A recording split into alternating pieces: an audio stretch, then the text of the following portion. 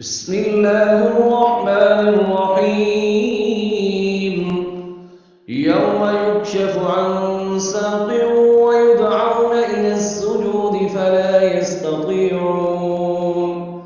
خاشعة أبصارهم ترهقهم ذلة وقد كانوا يدعون إلى السجود وهم سالمون.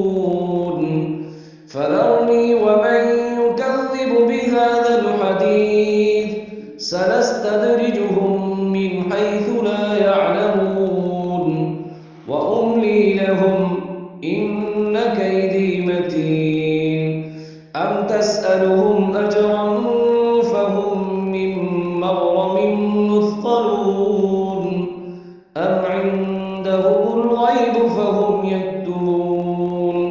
فاصبر لحكم ربك ولا تكن كصاحب الحوت إذ نادى وهو مكظوم لولا أن تداركه نعمة من ربه لنبذ بالعراء